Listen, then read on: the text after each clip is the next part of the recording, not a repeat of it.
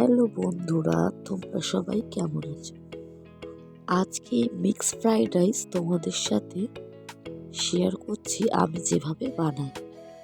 দেখো, বিনস, গাজর, ক্যাপসিকাম কেটে নিয়েছিলাম এবং কড়াইতে পরিমাণ মতো তেল দিয়ে ডিম দিচ্ছিলাম। যতটা পরিমাণ প্রয়োজন তোমাদের ঠিক ততটা ডিম দিতে পারো। আমি বেশি ডিম দিইনি, মিক্স ফ্রাইড রাইস বানানোর জন্য ডিমটা ভেজে নিলাম এবং একটা প্যানের মধ্যে তেল গরম করতে দিয়ে ওর মধ্যে কাঁচা লঙ্কা দিলাম কুচনো এবং কিমা করে রাখা চিকেনগুলো দিয়ে দিলাম। ওর মধ্যে আদা বাটা আর রসুন বাটা দিয়ে কাঁচা লঙ্কা দিয়ে ভালো করে চিকেনটাকে কষিয়ে দিলাম। পরিমাণ মতো নুন, গোলমরিচ দিয়ে ভালোভাবে চিকেনটাকে ভাজা ভাজা করে নিতে হবে। চিকেন ভাজা হয়ে গেছে এবং ফ্রাইড রাইস বানানোর জন্য কড়াইতে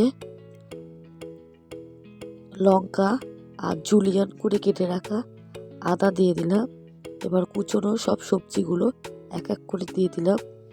বিনস দিয়ে দিলাম, এরপর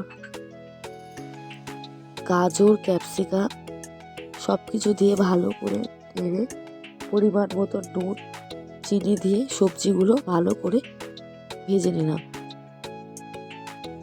আগে থেকে ভাতটা করা ছিল, এবার সবজিগুলোর মধ্যে ভাতটা দিয়ে ভালো করে নাড়িয়ে ছাড়িয়ে নিতে হবে এবং গোলমরিচ দিয়ে দিলাম। গোলমরিচ দিলে টেস্টটা খুব ভালো আসে ফ্রাইড রাইসে।